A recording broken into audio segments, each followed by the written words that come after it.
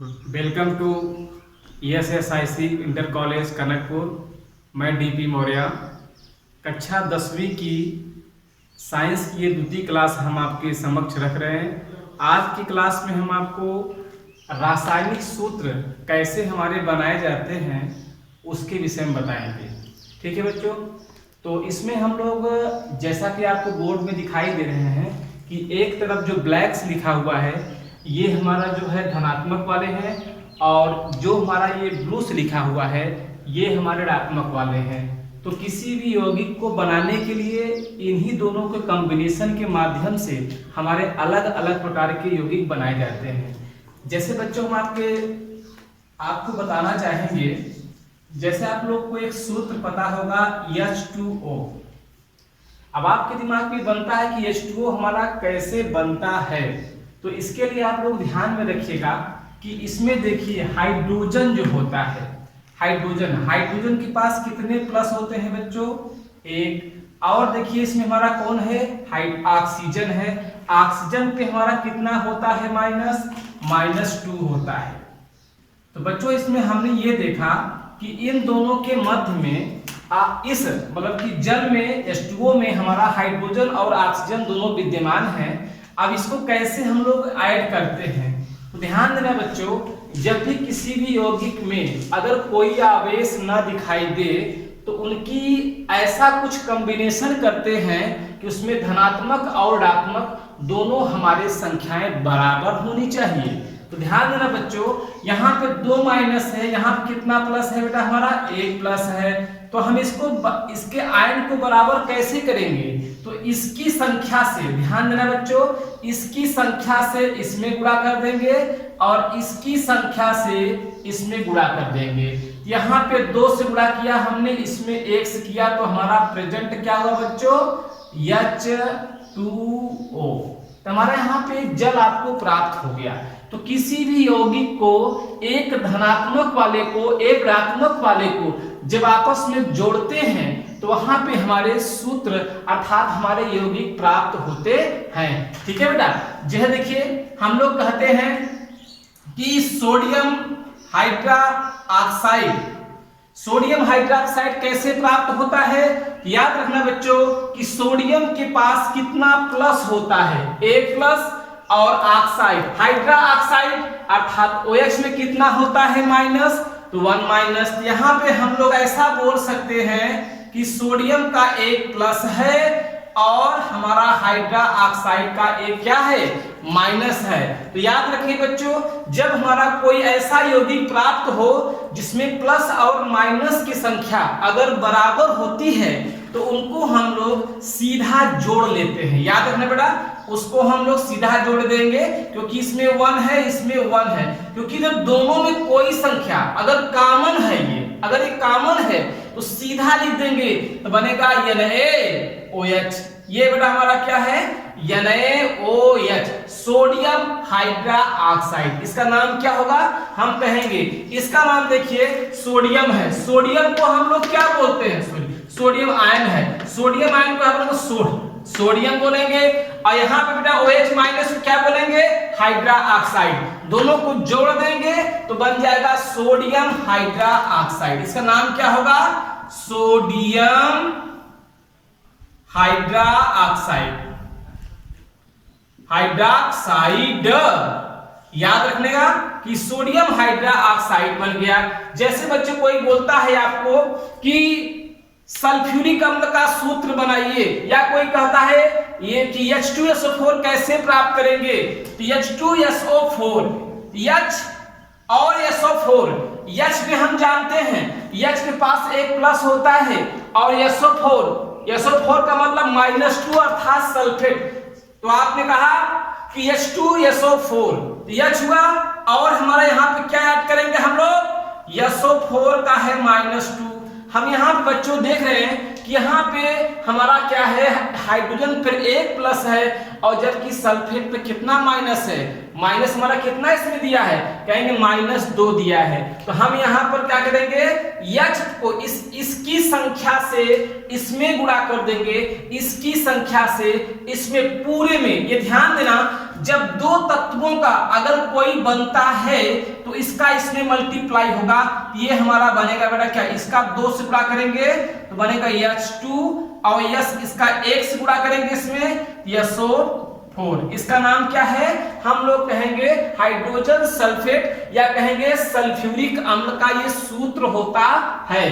कोई बोलता है zinc chloride, zinc chloride, zinc zinc बोले तो हम लोग कहेंगे Zn, Zn पे कितना प्लस है, कहेंगे +2 होता है। कोई कहता है क्लोराइड, क्लोराइड का मतलब क्या हुआ, क्लोरीन, Cl, यहाँ पे क्लोराइड में Cl के पास कितना होता है, -1 होता है। यहाँ पे हम लोगों ने कहा इसका दोनों को जोड़ लीजिए तो होगा जिंक क्लोराइड, दोनों को ऐड कर दिए, यहाँ पे इसकी संख्या से इसमें गुणा अर्थात क्रॉस मल्टीप्लाई जब करते हैं यहाँ पे होगा हमारा क्या, ZnCl2। यहाँ पे हम लोगों ने ये देखा कि हमारे जो भी सूत्र बन रहे हैं वो सभी सूत्र हमारे उदासीन है। उदासीन सूत्र हमारे क्यों है ये, तो हम लोग कहेंगे क्योंकि यहाँ पे हमारे यौगिक के ऊपर किसी भी प्रकार का कोई आवेश नहीं है। जब किसी भी यौगिक के पास कोई आवेश नहीं होता तो उसे हम लोग बोलते हैं उदासीन है। ये जितने भी हमारे एलिमेंट लिखे हैं ये सभी आयनिक अवस्था में होते हैं। ये बेटा हमारा क्या है, आयन की अवस्था में है। अगर कोई आयन की अवस्था में होगा, चाहे वो धनात्मक हो चाहे वह ऋणात्मक हो, दोनों अवस्थाओं में वह उदासीन नहीं माना जाता। परंतु अगर कोई भी एलिमेंट या कोई भी यौगिक के ऊपर किसी भी प्रकार का अगर कोई आवेश नहीं है, इसका आशय यह हुआ कि वह हमारा जो होगा कि उदासीन माना जाएगा। अगर कोई कहता है कि कैल्शियम कार्बोनेट का सूत्र बताइए तो आप सोचिए मत उसके लिए, कैल्शियम कार्बोनेट, तो आप ये दिमाग में देखिए बच्चों, इसको नोट करके चलिएगा आप लोग धीरे धीरे। कैल्शियम कार्बोनेट, तो कैल्शियम की बात करते हैं, कैल्शियम का प्रतीक होता है Ca डबल, कैल्शियम कार्बोनेट। तो कार्बोनेट हम लोग कहाँ बोलते हैं, CO3-2 इज कार्बोनेट। यहाँ पे कहेंगे कि Ca के पास हमारा 2 प्लस होता है सर, और कार्बोनेट में CO3- क्या होता है, 2 होता है। यहाँ बच्चों आप देखिए कि हम ये देखेंगे कि इस दोनों में, धनायनों में और ऋणायनों में, धन आयन ऋण आयन, धन आयन ऋण आयन, ये दोनों में ये देख रहे हैं कि ये संख्या हमने कहा अगर कॉमन है अर्थात बराबर है तो उसको हम इसमें और इसका इसमें मल्टीप्लाई नहीं करते हैं। ध्यान रखना बच्चों कि अगर हमारा ये संख्या और ये संख्या अगर बराबर होती है तो उस अवस्था में क्रॉस मल्टीप्लाई नहीं होता, सीधा इसको हम लोग लिखेंगे CaCO3, कैल्शियम कार्बोनेट। अगर बच्चों कोई कहता है कि पोटेशियम कार्बोनेट का सूत्र बताइए, तो पोटेशियम कार्बोनेट के लिए हम लोग कहेंगे, पोटेशियम के लिए कहेंगे पोटेशियम के पास कितना होता है, +1 प्लस होता है।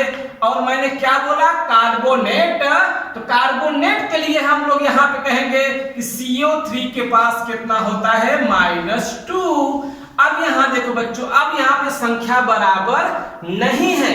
अगर संख्या बराबर नहीं होगी तो यहाँ पे हम क्रॉस मल्टीप्लाई करेंगे, इस वाले संख्या से इसमें गुणा करेंगे, इस वाले संख्या से हम इसमें गुणा करेंगे, यहाँ पे टोटल बनेगा K2SO4 जिसका नाम है पोटेशियम K2CO3, इसका नाम है पोटेशियम कार्बोनेट।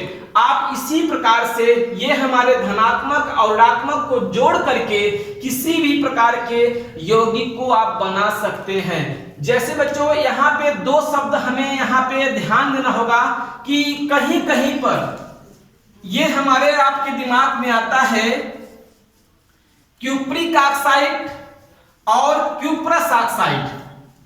हाँ, क्यूप्रिक और क्यूप्रस में क्या अंतर होता है, ध्यान देना बच्चा। जब हम लोग अस लेंगे, क्या लेंगे, अस, क्यूप्रस, अस का मतलब क्या हुआ, जो अस वाले हमारे कंपाउंड होते हैं, पहले हम उसकी बात करेंगे। अस में कौन कौन आते हैं सब उसमें लिखे हैं हमारे बोर्ड में। अब देखिए अस में जैसे हमारा आएगा Cu+1, अगर Cu प्लस किसी भी यौगिक में अगर Cu+1 दिया है, इसका आशय ये हुआ कि बेटा हमारा ये क्या है, Q+ है, ये क्या है, ये Q+ होगा। अगर जैसे हमारा इसमें आपको दिया देखिए Fe++ दिया है, इसका मतलब ये क्या है, फेरस है, ये क्या है बेटा, ये फेरस होगा। अगर हमारा इसी प्रकार से अगर हमारा दिया है Sn++, इसमें लिखा हुआ है बोर्ड में, तो इसको हम लोग क्या बोलेंगे, आप कहेंगे स्टेनस। क्या है बेटा हमारा, ये स्टेनस होता है। अगर इसी प्रकार से और भी हमारे होते हैं, ऐसे हम लोग कहेंगे इक वाले शब्द जो होते हैं, इक कहां से लाएंगे, जब भी किसी भी कंपाउंड में कॉपर के पास अगर 2+ होता है तो वहां पे हम लोग बोलते हैं इसको क्या, क्यूप्रिक बोलते हैं। और जब भी हमारा Fe के पास अगर ट्रिपल+ होता है, इसको हम लोग बोलते हैं फेरिक। क्या बोलेंगे, फेरिक। और जब भी हमारा Sn के पास अगर +4 होता है तो इसको बोलेंगे स्टैनिक। क्या बोलेंगे बेटा, हम लोग स्टैनिक शब्द का यहाँ पे प्रयोग करते हैं। जैसे हमारे पास अगर कोई पूछता है, आपको कोई सूत्र मैंने लिख दिया, ये है, अब आप कैसे समझोगे कि यहाँ पे सर ही मैं इसको Q+ बोलूंगा कि मैं इसको क्यूप्रिक ऑक्साइड बोलूंगा। मेरी बात को समझने का प्रयास करिएगा बच्चों। ये हमारा क्या है, Q+ ऑक्साइड है कि क्यूप्रिक ऑक्साइड है, पहले आप ये दिमाग में सोचिएगा। तो बच्चा यहाँ पे हमारा कौन बताएगा कि ये Q+ है कि क्यूप्रिक है।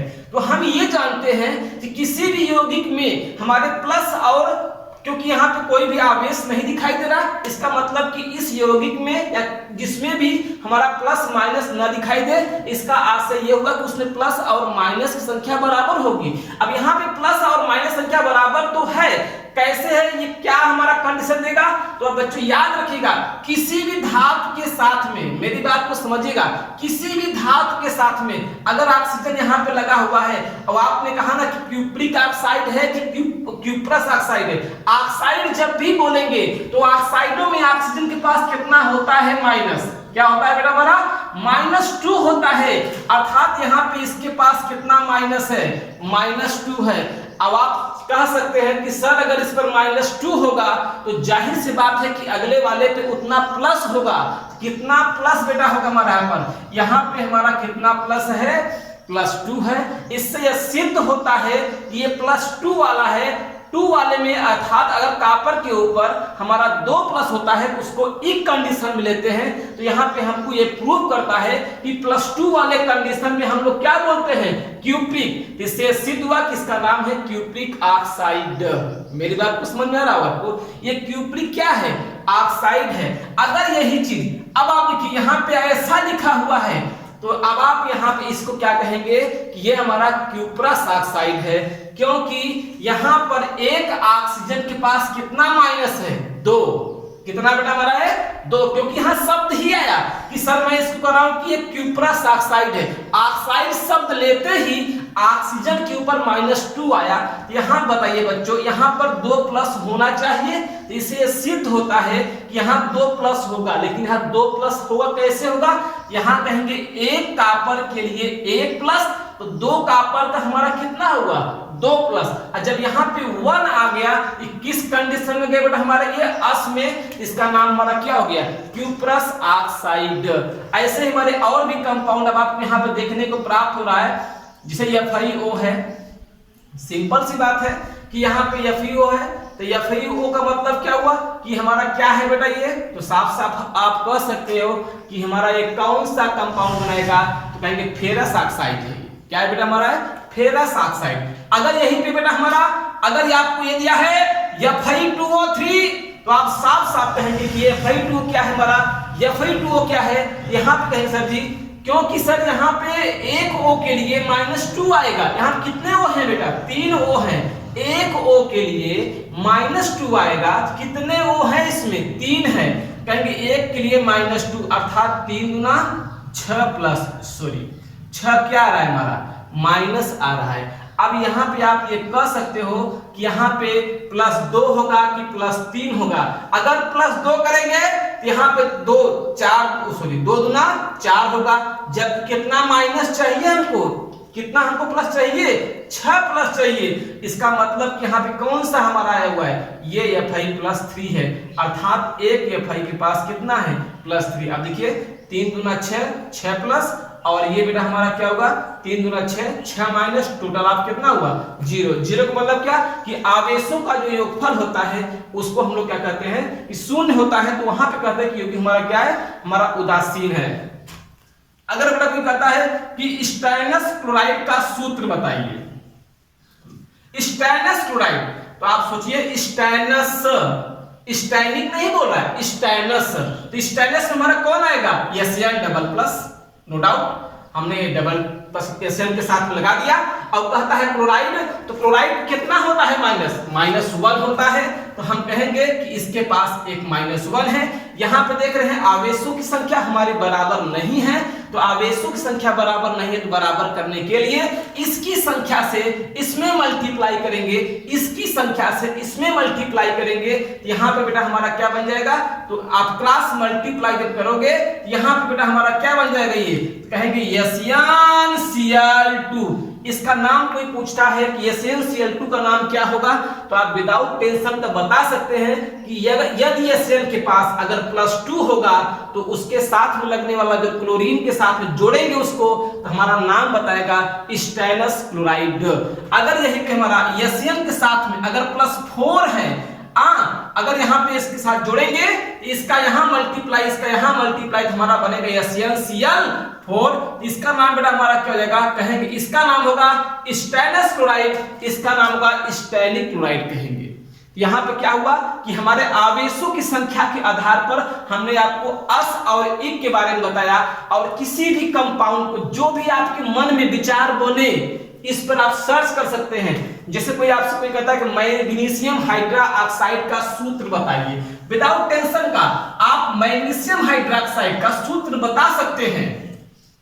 अब आप देखिए बच्चा, मैग्नीशियम हाइड्रोक्साइड का सूत्र क्या होता है, तो मैग्नीशियम हाइड्रोक्साइड, मैग्नीशियम के पास बच्चा होता है +2 होता है, कितना होता है, +2 होता है, और हाइड्रोक्साइड में क्या होता है बच्चों, -1 होता है। अब दोनों को टच करेंगे, यहाँ पे सर देख रहे हैं इसके पास -1 है, इसके पास +2 है, तो क्या करेंगे, इसकी आवेशों को बराबर करने के लिए हम इसमें 2 से मल्टीप्लाई करेंगे, इसमें 1 से। अगर ऐसा आप अगर क्रॉस मल्टीप्लाई करते हो, अर्थात गुणा करते हो, यहाँ पे बच्चों ध्यान देना, यहाँ पे अगर कोई ऐसा कर दिया कि MgO2H2, ये ऐसा गुणा नहीं होता, याद रखना, ये इस प्रकार से मल्टीप्लाई नहीं होता, ये क्या है हमारा, ये गलत है। हम इसको ऐसा लिख के ध्यान देना बच्चों कि जब भी कोई भी आपका आयन अगर 2 तत्वों को मिलाकर के जुड़ा हुआ है, कोई भी आयन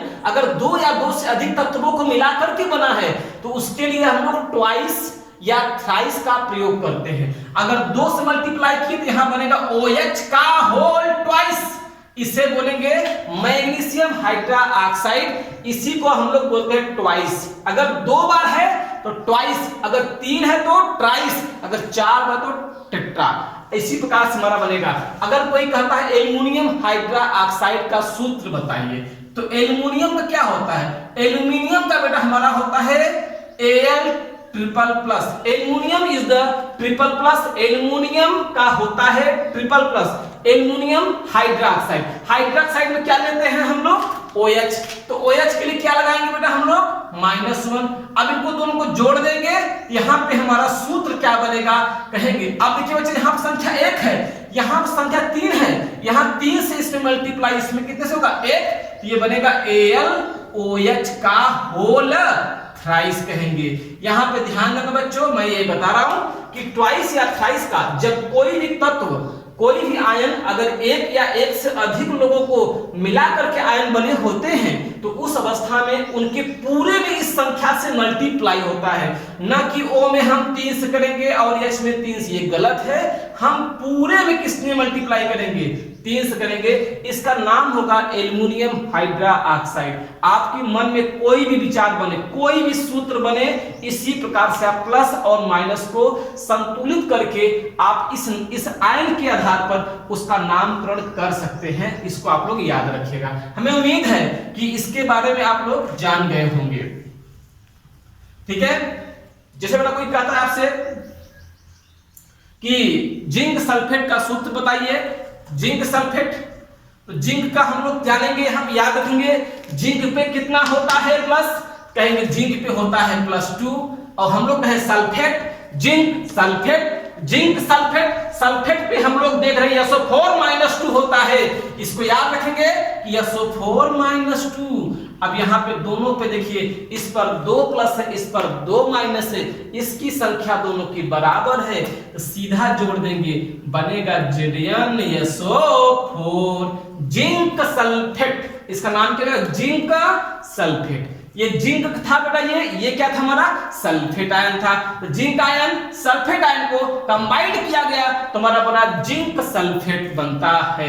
ठीक है, तो यहां भी आपको ये सूत्र के रूप में कैसे हम लोग कहेंगे, या कोई आपसे बेटा और कोई हम एग्जांपल लेना चाहते हैं, जैसे अगर आपसे कोई कहता है कि पोटेशियम सोडियम फास्फेट का सूत्र बताइए, sodium phosphate, no doubt sodium, तो कहेंगे सर ये सोडियम का होता है, सोडियम का होता है Na+ होता है। अब फास्फेट बोलेंगे तो फास्फेट हमारा ये होता है P4 - 3, PO4 - 3, कहेंगे PO4 - 3। अब दोनों को आपस में अटैच कर देंगे, क्योंकि बेटा यहाँ पे 1 प्लस है, इसके पास 3 माइनस है। अगर हम कंबाइंड मल्टीप्लाई करते हैं तो यहाँ बनेगा Na3PO4। इसका नाम होगा सोडियम फास्फेट। क्या नाम बेटा इसका नंबर होगा? Sodium phosphate. आप पूरे रसायन विज्ञान में जितने भी प्रकार के यौगिक बनाना चाहते हो, इसकी सहायता से आप बना सकते हो। इसको आप लोग नोट कर लीजिए। तो इसी प्रकार से देखिए बेटा, मैं आज आपको बेसिक क्लास में, इसको 9th में आप लोगों ने पढ़ा भी है, और इसकी जितने भी कंपाउंड है उसकी संरचना कैसे बनेगी हम आपको अगली क्लास में बताएंगे। इसको कक्षा 9 की बुक से आप लोग पढ़िएगा, और सभी यौगिकों को नाम जानिए आप, कैसे कोई यौगिक हमारा प्राप्त होता है। जैसे बेटा हमारा इनको मिला करके ये प्राप्त हुआ है, ऐसे ही इसके द्वारा इनको तोड़ करके भी इनको प्राप्त किया जाता है। अगर आप ये सीख जाएंगे तो हमारी रासायनिक अभिक्रियाओं को करने में आपको समस्या नहीं होगी। तो हम इस क्लास में यहीं पे आपकी क्लोज करते हैं। अगली क्लास में हम आपको फिर से मिलेंगे कुछ विशेष यौगिकों के साथ में, जो आपको अच्छा लगेगा। धन्यवाद। और एक बात ध्यान दीजिएगा कि पूरी वीडियो को देखिए, डेली कंटिन्यू पूरे वीडियो को हमारे देखिए, और इसको लाइक करिए, और बच्चों को जो आपके मित्र हों उनको भी बताइए कि हमारी क्लास आपकी स्टार्ट हो गई है, और सभी लोग इसको शेयर करिएगा। ओके, धन्यवाद।